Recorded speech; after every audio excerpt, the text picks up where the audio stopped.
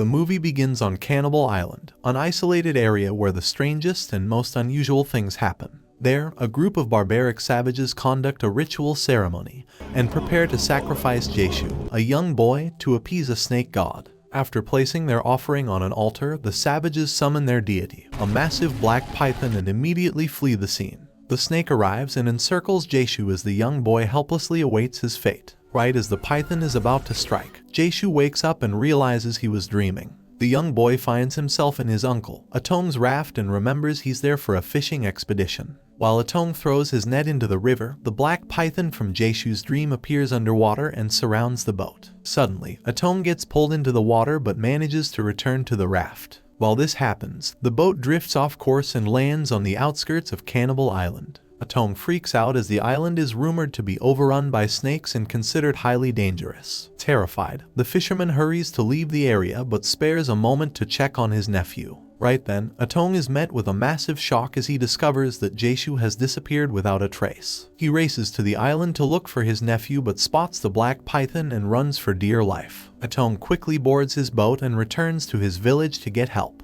He informs Jeshu's parents, Lin and Xiaojing, about what happened, and the group hurries to find the lost boy. However, before they can leave the town, the community people, led by the village head, try to stop them. The town chief explains that Cannibal Island is guarded by a snake god who protects every plant in the area and punishes intruders. Hence, if any villager trespasses into the area, the snake god would take out its vengeance not only on the invaders but the village as a whole. Scared that they might bring misfortune, the town chief forbids the group from going. However, Jeshu's family doesn't back down and insists on rescuing the young boy. 3 village hooligans, led by Zhao, a violent delinquent, also enter the conversation. The miscreants plan on infiltrating the island to steal its exotic plants and offer to accompany Jeshu's family on their quest. After some back and forth, the villagers eventually let them go, and the group heads to the snake area. Meanwhile, over at Cannibal Island, Jeshu explores the region and is frightened by its ominous aura. He doesn't find anything suspicious, but the island has a very negative feel and sends shivers down his spine.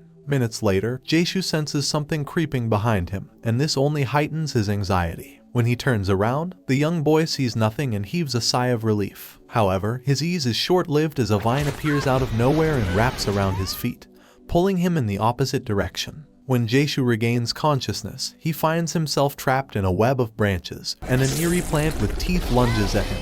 In the following scene, Atong and the others finally arrive on the island. While he and Jeshu's parents search for the lost boy, Zhao and his minions scout the area for exotic plants. One of them strays from the group and tries harvesting a brightly colored flower. However, before he can do this, the black python appears. The robber tries to attack the snake with an axe, but the python wraps and unalives him in the blink of an eye. Angered, the snake god goes after the rest of the group and lunges at Lin. Luckily, her husband pushes her out of the way, dodging the attack. Within seconds, the group is thrown into a frenzy as they all run in opposite directions away from the snake god. However, they don't get far when several vines grab their legs and pull them to an underground temple. There, Atong, Lin, and Xiaojing hear Jeshu screaming and rush to help him. They find the young boy trapped in a web branch and hurriedly free him. The family is excited to finally be reunited, but their celebration is cut short when a nest of snakes swarms the area. The group takes to their heels and climbs some vines to escape the temple. Before leaving, Jeshu grabs a snake egg from the temple and joins the rest of his family outside. Sadly, Zhao's last minion is not so lucky as the snake god appears and ends him before he can escape the temple. Once outside, Lin faints and Zhao follows suit. Upon inspection, Atong and Xiaojing find snakes have bitten the duo and rush them to the village. Lin and Zhao groan in pain, and a doctor eventually comes to look at them. However, the physician doesn't have an antidote and offers little to no help. While this is happening, hundreds of snakes swarm the town and begin attacking the villagers. The town chief blames the group's visit to Cannibal Island for the snake attack, and the entire village races off to fight off the creatures, leaving Jeshu alone with his mom. Realizing she won't survive the snake poison, Lin says her final words to Jeshu. She hands her son a necklace as a parting gift and asks him to be kind to all living creatures. Moments later, Lin gives up the ghost while Jeshu bitterly mourns his mother. Days after Lin's passing, Jeshu wakes up one morning and discovers the snake egg he stole from Cannibal Island has finally hatched. A beautiful gold-silver snake emerges from the shell, and Jaeshu decides to adopt it and names the animal Joa Hua. Later that night, Xiaojing sees his son playing with the baby python and asks him to throw it away. However, Jaeshu refuses to give up his pet and runs out of the house while his father chases after him. The villagers also get word that the young orphan is raising a snake and join Xiaojing to pursue him. Jaeshu runs to the town shore, but the villagers quickly gain ground and catch up to him. Realizing they'd unalive Zhao Hua if they found him, Jaeshu decides to let it go and freeze the python to the wild. Decades later, Jaeshu grows up to become a biomechanical scientist and works for a big pharmaceutical company. Though it's been years since the Cannibal Island incident, Jaeshu still wonders about the strange land and hopes to research it one day. In the following scene, the orphan scientist receives a distress call from Atone. His uncle informs him that their townspeople have been killing and eating the snakes that overran the village. As a result, a fatal plague has invaded the area, causing some to fall sick and many others to lose their lives. Hearing this, Jaeshu promises to visit the village as soon as he gets the chance. As fate would have it, the young scientist is about to find the perfect excuse to return to his hometown. Later that day, the company's leading researchers hold an emergency meeting. There, Dr. Y, the head scientist, reveals that he recently discovered gold-silver grass, a magical plant with the ability to grant immortality by allowing cells to divide indefinitely. Coincidentally, this grass was found on Cannibal Island, and the company needs more to formulate an immortality drug. Since Jaeshu's village is close to Cannibal Island, the company's CEO, Faye, asks him to lead the mission to source the plant. Faye also assigns her daughter, Lily, to assist him, and together, the duo heads to Jaeshu's village. There, the orphan scientist joyously reunites with his uncle. However, Jaeshu's reunion with Xiaojing is much less cheerful as father and son have a rocky relationship.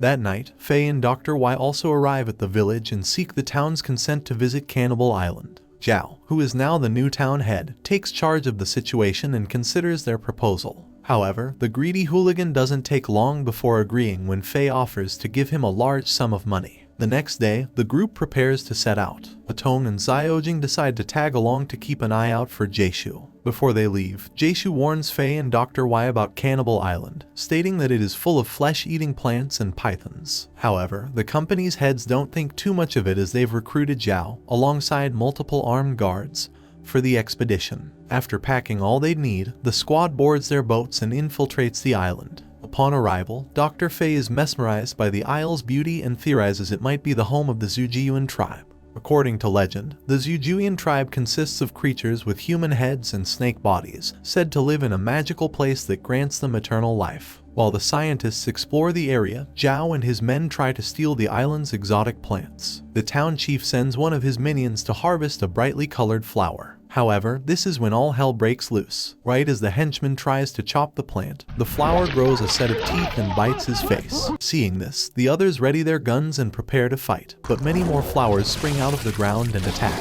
Fortunately, Jaeshu leads them into a cave for shelter away from the carnivorous plants. At the mouth of the cave, Faye finds some gold-silver grass and tries to pick it up. However, the nearby plants turn yellow and send a signal through the island. Before Faye can harvest the gold-silver grass, the man-eating flowers resume attacking them. One of the guards shoots an arrow at the vicious plants, but the strike is useless and deals no damage. While the group runs into the cave, Jaeshu tries to buy them some time and charges at the carnivorous flowers. He tries wading them away with a blade, but they quickly overwhelm him with their sheer numbers. Luckily, before the flowers can get to Jaeshu, Lily arrives to save him, and the duo runs into the cave. They eventually get separated from the rest of the group and head into a different tunnel. Meanwhile, Faye and the others find themselves in a snake temple. One of the guards tries to look for Jaeshu and Lily, but the black python appears, stopping him in his tracks. Zhao shoots the snake, but his bullet does next to no damage and only infuriates the python. The massive snake lunges at them, but the group manages to escape by running through a small hole. At the other tunnel, a gold-silver python also appears and approaches Jaeshu and Lily. The snake moves past Lily and sets its sights on Jaeshu's head. However, rather than bite him, the python merely kisses him. Right then, Jaeshu realizes that the snake is none other than Zhao Hua. The duo shares a brief reunion, but that is quickly cut short when they hear several gunshots from the other end of the cave. Zhao Hua hurries away, and Jaeshu and Lily also move to leave but spot a wall filled with strange murals. The duo takes a second to observe the inscription and discover that it's written in the language of serpents, an ancient and forgotten dialect. Luckily, Jaeshu and Lily both have some knowledge about the language and join heads to decode it. The inscriptions tell a story about the ancient Zujuian tribe and their quest to find immortality. According to the mural, a radioactive meteorite fell on the island centuries ago, triggering the mutation of the gold-silver grass. The tribesmen then infected living animals with the grass, causing both organisms to develop a symbiotic relationship. Afterward, the Zujuian people infected themselves with the plant and turned into half-snake, half-plant creatures. Jaeshu and Lily attempt to decipher the entire mural, but they struggle to understand parts of the message as the wall inscriptions have worn off over time. Meanwhile, at the other end of the tunnel, the main group gets attacked by the carnivorous plants yet again. To make matters worse, the python returns and lunges at them. The armed men shoot at the snake, but this only stalls it for a moment. Desperate, a diabolic Zhao shoves one of the guards at the python to distract it while the rest of them escape. This plan works as the snake wraps around the man while Faye and the others run away and reunite with Lily and Jaeshu. Moments later, the duo shares their findings from the mural and also reveals that they found a gold-silver python. Faye theorizes Zhao Hua might be connected to the gold-silver grass and tells the armed men to capture the colored python. The group spreads out to search the area and eventually finds Zhao Hua and the black python intertwined together. Upon inspection, they discover that the gold-silver snake possesses regenerative abilities, as it helps the black python recover and heal its bullet wounds. Seeing this, Faye believes Zhao Hua's genes are extremely valuable and may hold the key to immortality. She moves to capture the snake, but Jaeshu and Lily advise her against it and ask that she call off the mission. However, Faye is blinded by ambition and disregards their warnings. Lily calls her mother out for going to extreme measures, and this earns her a slap from Faye. The CEO immediately regrets her action, but that doesn't stop her from continuing the mission. She orders the armed guards to unalive the black python but instructs them to seize Zhao Hua alive. Zhao leads the charge as the armed squad fires bullets and arrows at the black python. Angered, the snake retaliates and bites one of the guards while everyone runs for shelter. Zhao Hua tries to slither away, but one of the armed men tries to shoot it with a crossbow. Concerned for his former pet, Jaeshu stops the man, pushing him to the ground before he can take the shot. However, this attracts the attention of the black python as it uses its tail to rake him to the ground. The violent snake doesn't let up on its attack and bites Jaeshu's neck, dragging him through the floor. Lily grabs Jaeshu's leg to save him, but the snake pulls him away from her. Luckily, Atone arrives and hits the python on the head, forcing it to free Jaeshu. Wasting no time, Xiaojing also shoots the serpent in the head and causes it to flee the scene. Lily, Atone, and Xiaojing rush to help a poison Jaeshu, but his body temperature is rising rapidly, and it becomes apparent to everyone that he desperately needs medical attention. Xiaojing begs Zhao to help take Jaeshu to the village, but the greedy criminal doesn't give a damn about anything besides money and blatantly refuses their request. Moments later, Zhao Hua slithers to the scene and checks on Jaeshu.